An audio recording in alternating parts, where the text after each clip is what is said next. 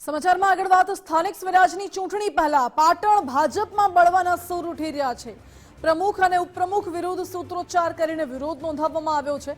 ભાજપ શાસિત નગરપાલિકામાં ભાજપના જ કોર્પોરેટરોએ બળવો કર્યો હોય તેવો ઘાટ સર્જાયો। હારીજ નગરપાલિકામાં ભ્રષ્ટાચાર થતો હોવાનો આરોપ લગાવાઈ રહ્યો છે।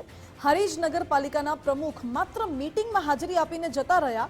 ભાજપના 10 જેટલા કોર્પોરેટરોએ આ અંગે સૂત્રોચ્ચાર કરીને વિરોધ નોંધાવ્યો। સમગ્ર મામલે પ્રદેશ ભાજપને યોગ્ય પગલાં લેવા માટે પણ માંગ કરવામાં આવી છે અને કહેવાયું છે કે પ્રદેશ ભાજપ જો માંગ નહીં સંતોષે તો અમે રાજીનામું આપીશું। હું 2 વાર મામલતદાર ઓફિસે જઈ, 2 વાર નગરપાલિકામાં આવી, તોય સતત 3જી વાર આવી પણ કોઈ સાહેબો હાજર છે નહીં। અને ગટરનો અને પાણીનો પ્રશ્ન 3-4 મહિનાથી અમારે પાણી બિલકુલ આવતું નથી। અમે ઘડી જઈએ છીએ પાટણ અથવા હારીજ નગરપાલિકા મામલતદાર ઓફિસે, પણ તોય છતાં અમારો કોઈ પ્રશ્ન સાહેબ સાંભળતા નથી।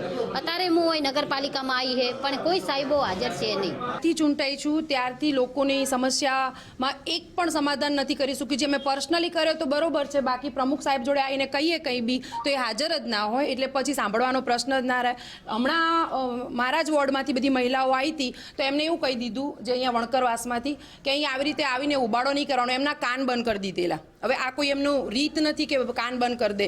ઓલા લોકો એવી ચીમકી આલીને ગયા કે જો તમે આવી રીતે નહીં સાંભળો તો અમે તમારા ઉપર કેસ કરી દઈશું। તો બી એમને પ્રમુખ સાહેબને કોઈ ફરક પડતો નથી। બીજી વસ્તુ કે અહીંયા આપણે આ પાણીની ગટરની જે વાત છે એ ટેન્ડર એમને કઈ રીતે કર્યા, કઈ રીતે પાસ કર્યા, અમને કોઈને જાણમાં જ નથી લીધું। નહીંતર એમને સભ્યોને જાણમાં લઈ અથવા કોઈ પણ એ બનાવે છે કંઈ કોઈ પણ ટેન્ડર પાસ કરવું હોય કે કંઈ બી તો જાણ તો કરે ને, બધું એમને એમના રીતે જ કરે છે। અમને કશું લેતા જ નથી। અમારા વોર્ડની પાણીની, ગટરની અને સફાઈની અને વિકાસના કામોની, ખાસ તો રોડ રસ્તા, એ બધી ઘણી સમસ્યાઓ છે। રજૂઆતો કરવા આવીએ છીએ તો પ્રમુખ ઉપપ્રમુખ હાજર જણાતા નથી।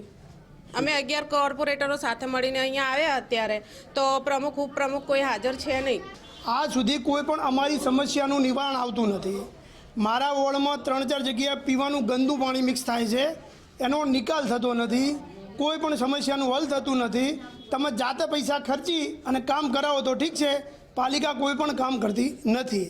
અમે આની રજૂઆત 1 મહિના પહેલાં પક્ષને કરી કે ભાઈ આનો કોઈક નિકાલ લાવો, પ્રમુખ બદલો અથવા ગમે એનો નિકાલ લાવો, કારણ કે કામ કોઈ અમારા થતા નથી।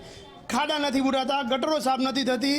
મારા એરિયામાંથી રોજ 700 વિદ્યાર્થીઓ હેડે છે શિશુ મંદિર જવા, ત્યાં રોડ ઉપર કાયમી પાણી ભર્યું રહે છે, એટલે એનો કોઈ નિકાલ થતો નહીં। પક્ષમાં મહિના પહેલાં રજૂઆત કર્યા પણ પક્ષે કોઈ વાત સાંભળતું નથી।